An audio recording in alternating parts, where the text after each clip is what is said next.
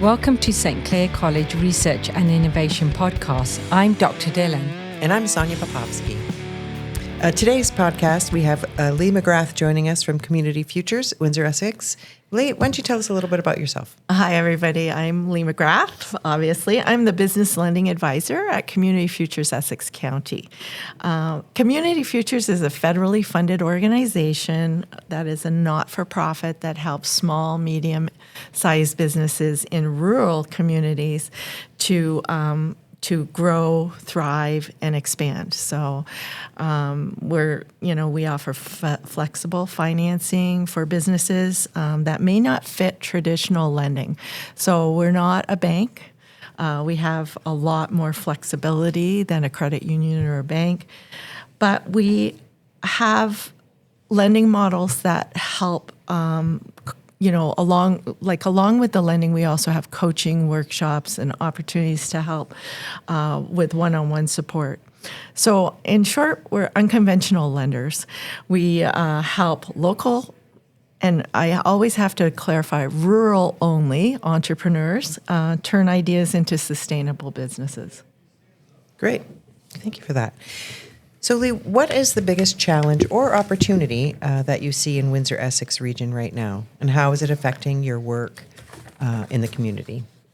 So we are finding it extremely busy right now. First of all, there are a number of challenges going on right now. We are challenged right now with the ever-changing trade relationship with the U.S., which is really, really impacting some of our smaller businesses and our medium-sized business, our large businesses as well. But the real strength that we have, though, is that Windsor, Essex, and particularly this region, is really resilient. They're innovators, they're resilient, they're flexible, and they can pivot faster than I think any other community, because we've always had some instability with our really strong relationship with the, one large trading partner. So I think the biggest challenge right now, though, for small startups particularly, and for small businesses is access to flexible capital. We find this challenge presents, though, a real opportunity when we are able to step in and provide some flexible funding. We are seeing an incredible amount of entrepreneurship and innovation. The drive in the region, particularly for first-time entrepreneurs who are not dissuaded by challenges that have come up. Some of them started just before the trade war with the U.S. kind of took off. But they are focused on finding solutions, finding workarounds, and the role at Community Futures Essex County is really to help them bridge that gap and find a way that potentially financing can help them out of the current situation that they might find themselves in. So the transition period that we're in does come with both challenges and opportunities. And some of the small businesses are feeling pressure from rising costs and changing market conditions, as well as trade barriers, while others are emerging with innovative ideas and new business models, things that we wouldn't have thought of maybe a year ago. At that intersection where companies are wanting to grow or change or pivot, they sometimes need funding, and traditional lending doesn't work. It won't work for startups, and they don't have enough. They need 2 years of financials to get access to most funding opportunities that are at the federal and provincial level, or even with some of our other community partners. Programs that require those 2-year financials just aren't available for the new businesses. So that's where we come in. We're also adapting our approach to entrepreneurship and entrepreneurs, and we're seeing how we can help change our requirements and change what we actually lend for within the parameters that we are given by the federal government. And just as a follow-on from that, trying to unpack what these small business owners look like, can you give us examples of the type of entrepreneurs that you're seeing and in which industries, and kind of who's in that ecosystem that helps you lift these people, and how can we better help as a unit? I think that's a really great question because we just spoke about this yesterday. We are seeing so much diversity in the types of businesses that we're working with. In this week alone, the types of businesses we're working with and what they need help with, I should clarify that, because that's where the diversification in the ecosystem comes in. So we are seeing businesses that are, there was a time when almost 90% of our businesses were Main Street. Like they were restaurants and small shops and that type of business. And now we're seeing, companies that are developing manufacturing practices, that are evolving their manufacturing processes, that have to change their product offer because of restrictions or changes to the import and export expectations of the United States. I would say we have everybody from an innovator in fitness jump rope to a steel company. Like we go from a small, and I'm talking smaller businesses, these are not huge businesses, but we're going from a small single person company to a company that might employ 15 to 20 employees, but that has the ability or the knowledge to change and to do things that will help them, but they don't necessarily fit what we would normally have worked with. And I have a couple of really good examples of that when we get to the innovation discussion.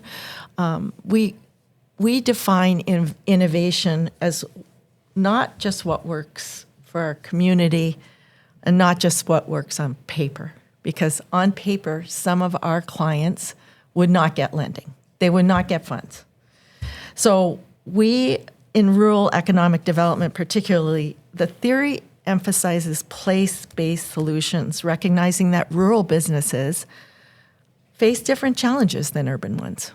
They have challenges with access to capital, services sometimes. In practice, innovation shows up and you need flexible financing. So maybe you've just patented a great product. So one of the companies we work with, and it also talks to the collaboration and the support of the entire network, one of the companies we work with developed and designed a patented product for the distillery industry. It's a great product. It's amazing. But in order for him to grow and sell his product, which is designed, developed, and prototyped in Windsor, manufactured by a Windsor company, and then transferring some of his knowledge to their plant in Mexico, bypassing some of the constraints that would happen with the U.S. So this company came to us because basically he needed to attend trade shows. And I don't know if you guys are aware of this, but trade show attending is very expensive. So 3 major trade shows were taking place in the brewery sector, and one was in India, one was in Paris, and one was in Scotland. But the cost of his small startup business doing this was going to be really difficult.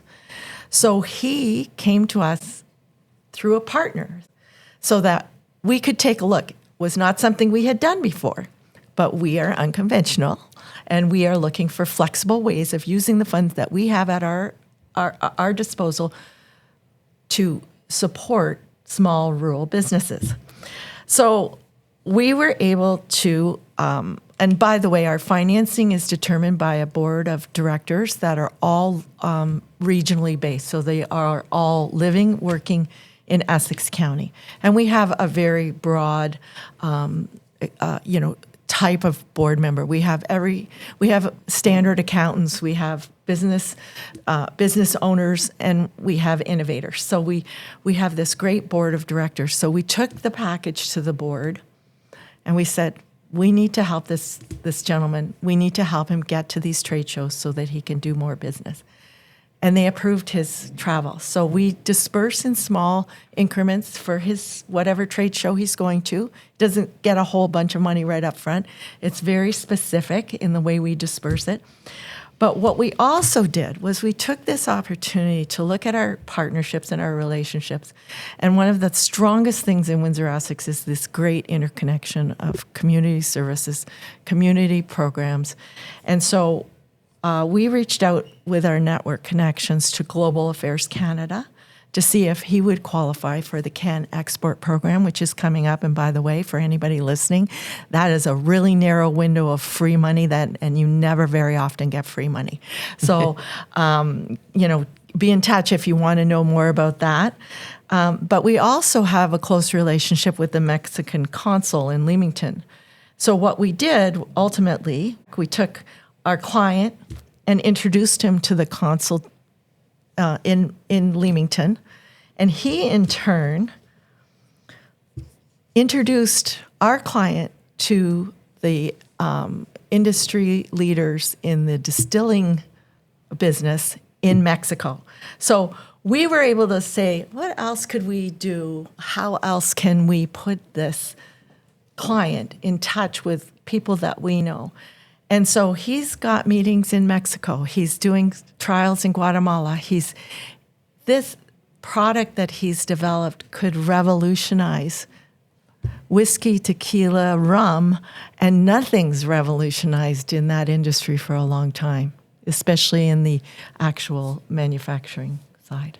No, that's great, Lee, and congratulations to this individual, and thank you for the advocacy work that you do, and in actual fact, really defining innovation out in the field. Because when we think about it in an abstract way, and we talk to students about it, and we think about innovation through research lens, this really shows what's happening on the ground and at grassroots level.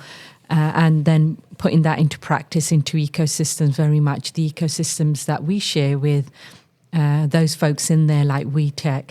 And then just sharing a moment of when collaboration can really make a difference, and sharing that trajectory of this individual as they go along on their journey on the initiative that they've created. So sort of one of the questions we have is, where do you see gaps in support resources or knowledge that research could help address?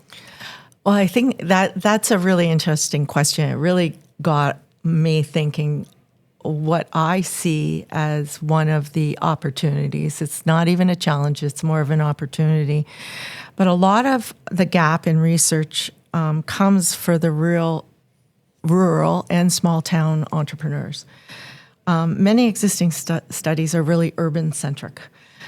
They overlook challenges like access to services, smaller labor pools, public transportation, how to scale, how to find financing. Right now, we are seeing a real push on succession planning, and you'll be hearing more from us about that in the near future. We'll be starting a new program that will be rolling out across Ontario. Can't really share any of the details yet because they're still being developed, but we know that this region is facing, along with many regions in Canada, but one of the largest waves of retirements in recent history. The boomers, a lot of them are retiring. Some of them aren't. So, we have kind of a mixed blend there where, maybe they're not wanting to retire. But I do believe that succession planning is going to be really important. So research that captures the real experience of a rural organization, the realities, especially in ways that could help improve policy design, funding programs, long-term economic planning, leaning back into the basics of economic development really centers around research, institutions that do research, institutions that help people develop entrepreneurship skills, which St. Clair and the university have done a really good job with, but also how we can pull in all of the players into that sort of sphere of getting back to the basics of economic development. We have, I think, one of the strongest ecosystems in Ontario. We have small business supports. We have tech supports at WeTech. We have a very vibrant and very involved BDC. We work closely with, the municipalities and the region in those ways. But I think that's one of the few regions that really has developed a lot of strengths in supporting attraction, business retention and expansion, entrepreneurship, and innovation. Because we are a community of innovators. And we wouldn't have gotten where we are today. We have one of the largest automation clusters in the world. We have the second largest cluster of greenhouses. And innovation, you want to talk about innovation, greenhouses they're incredible. They've done so much with so little. And so I think research that looks at how the community continues to develop and grow, and how we, look at supports, particularly for rural economic development, which I know is a focus for the federal and provincial governments, but it really falls down to the lower levels of governments also to support that type of growth. Yeah, I'm going to anchor the word vibrancy, and I really like that word. And if we go back to the generations that we serve here in post-secondary institutions, how do we get youngsters involved in this vibrant culture of innovation and entrepreneurial spirit? How does that happen from a what we call a little r research lens, in terms of not these hierarchical research papers that we're chasing, but this idea of how can youngsters own their own elements of little r research? How can they go and figure out what's going on and really push the boundaries of vibrancy and innovation within that? Well, I think they couldn't be in a more incredible place. First of all, Windsor Essex has so many opportunities. There are opportunities in employment. There are opportunities in volunteerism. There are opportunities in networking and connections. We have events that are sponsored by all of our ecosystem partners that bring people together. We mentioned earlier emerging technologies and automation, one of my favorite events in Windsor Essex, because it brings industry, it brings researchers, it brings students into one location. I think that by offering, and I believe that both the university and St. Clair have done a really good job around the entrepreneurship development. So what do we find when they get to me and they're looking to borrow money for their next idea? And I have a lot of students that I work with. So I have an idea of things that they're thinking of, things they want to do. They want to work independent. They don't necessarily want to work in the same way that I did when I was their age. I just wanted a job that was going to take me for the rest of my life. I was going to get a pension and I was going to retire. That didn't happen for me. I had lots of ins and outs and weaving and changes that I made. But they're starting out that way. I got to that in my late 40s. They got to it really early. So one of the things that we do find that I think there could be more support on is understanding cash flow. These are basic fundamentals. I'm not talking accounting. I'm talking how you can scale your business. Do you understand your cash flow? Do you understand your financials? What are your puts and takes? I met with a woman the other day who was incredible. She started her business with really no background in understanding business, but she learned pretty quickly through trial and error that she needed more support. She needed more understanding of what her financials were.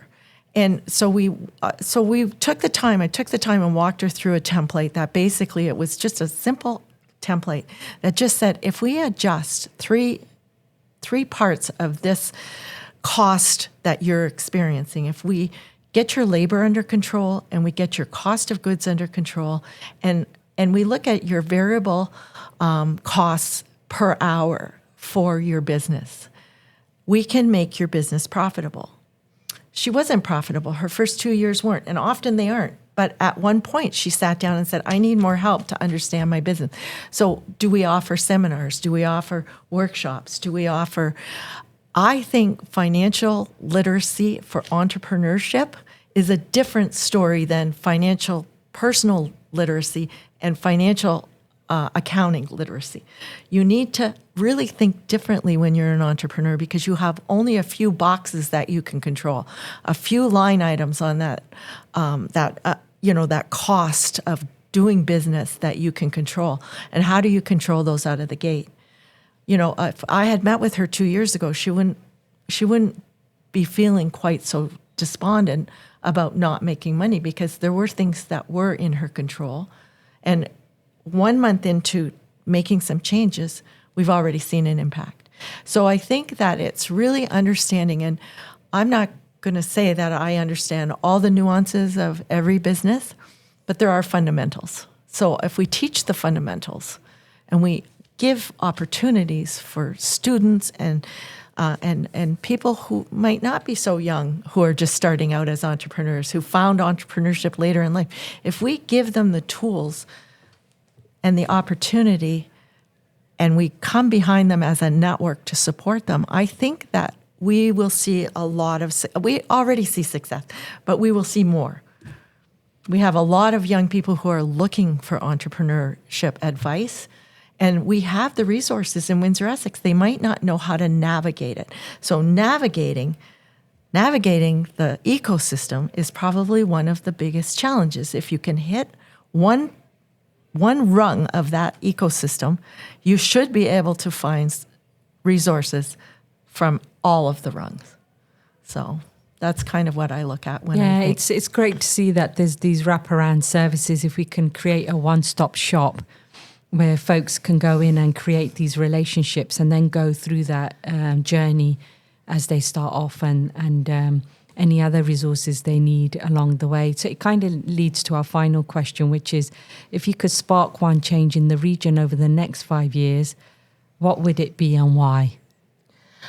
Well, I think, first of all, I want to say that I think we're in an evolution period. I think, I don't want to use necessarily the same words as everybody else, but we are evolving. And in that evolution, we need to ensure that we are partnering with industry, government leaders, educators, innovators, to share a vision of what and who we want to be. Because this is a change that I never expected to see in my lifetime. I studied political science. I love economic development. I've worked in industry, many industries, many different types of industry. And what I see is that we can't be disconnected. We have to be connected. We have to be connected as Canadians. We have to be connected as a region. And we have strong leadership and resilient industries. So what we do during this time of uncertainty, particularly with our relationship with the U.S., I think it's critical that small and medium businesses work closely with the community partners at municipal, provincial, and federal level, because what happens is you should be able to go to one of the community organizations in the ecosystem in economic development and reach everybody. And I believe we do that better than other regions. I made referrals yesterday to the Ontario, they just changed their name. Anyways, the agricultural and food industry. I made 3 connections, 3 clients. I made 3 connections to BDC. Like, we need to understand how to interface with each other, which I think we do a really great job of. But if people don't know who we are, and you'd be surprised how many people don't know about Community Futures, It's been around for 30 years. This is our 30th year. We're in our 30th year. We've been lending money to small and medium-sized businesses for over 30 years in this community, and people don't know who we are. And that's okay because our community partners know who we are, so they refer to us. I get referrals from credit unions, from banks, from BDC, from other community partners, and sometimes we work with banks and with BDC to make something happen that might be out of our preview. So we have a limited, we're smaller amounts. We do booster loans for young startup entrepreneurs up to $10,000. We are comfortable around the $150,000. That's our mandate. We do have provisions to go to $300,000 in exceptional circumstances, but that's a very exceptional circumstance. And typically what we would do is if somebody came to us with a bigger need, we would partner with Business Development Bank Canada. We would partner with a credit union. We would reach out to a bank. We would see if we could find a solution that maybe we fill in the gap at the back end for part of the funding. So it's thinking differently. It's thinking innovatively because we are in unprecedented times and we have to think differently. So It's more than just about lending money. Right. For sure. For sure. They need more than that. Yeah. Oh, they need some hand-holding sometimes. They need some advice. Sometimes they just need somebody to listen. Like it can be scary when you're a business owner and you're like not sure what you're going to do next. Mm-hmm. Sometimes it's just a matter of taking that hour and sitting with them and listening to that. And sometimes through those conversations, you spark an idea. They spark their own ideas most of the time. They just need somebody to listen to them sometimes. So we do offer that service a lot. And I think it's been in between these spaces of conventional and unconventional ways of looking after your families, looking after the community, and how we identify work to be or take place in these communities as it evolves. And we see that with technologies, and we use buzzwords like generative intelligence and artificial intelligence. And we know generationally that folks learn in different ways, especially the young folks that are coming through now. And, you got TikTok and you got YouTube and no, your community is no longer the community just outside your door, but it's actually virtual too. So it's these hybrid spaces that we kind of maneuver in and out of. And so, it's just out of curiosity, it'd be interesting to look at what kind of identity is forming as embodied identity, as well as that where you're actually public facing or you're thinking about volunteering in your community and you're getting out and doing work like that. So I think this evolution you mentioned is happening across many different sectors. And I guess at the college here, when we start thinking about what type of courses do we provide, right? Are they traditional? Are they non-traditional? Is there another soon to be discovered way of learning that we're kind of going on this journey together? And I think holding hands and doing this side by side and having wisdom in the ecosystem that you've shared today really helps us to kind of move the needle a little bit. And in closing, is there anything else that you'd like to share outside of the realm of the discussions that we've had? Well, one of the things that I want to say is that I have lived in this community most of my life. I did have some opportunity to live in some other places, but I've lived in this community most of my life. And the connections that you make in this community are strong and they're resilient. I believe that we are on a path to discovery, and discovery means that we're going to find out exactly who we are as a region. I am a big fan of new and creative ways to learn. I just took a course on AI so that I can keep up with my grandchildren. That's how old I am. I have grandchildren who can outsmart me every day. But I do believe that this region is one of the strongest and I find it really, really important that we stay positive and that we don't get pulled into the negative rhetoric that, everything, like the sky is falling. The sky is not falling. The opportunities are opening up. So that's all I have to say. And if anybody, if anybody needs to reach out, Community Futures is in Essex County. We have an office. We do appointments. We have to book appointments because we're a small team. But we will sit down with you. We'll talk to you about your ideas. We're happy to think in terms of how lending looks differently for every individual and every company. So. Lee, thank you so much for being here today and for sharing your story and everything that you do for the community. We really appreciate that, and especially during these times, and just knowing that there's a light at the end of the tunnel really makes things better for all of us. Well, thank you so much, and really appreciate the opportunity to talk about one of my favorite subjects, which is Windsor Essex. So thank you so much. Join us again next time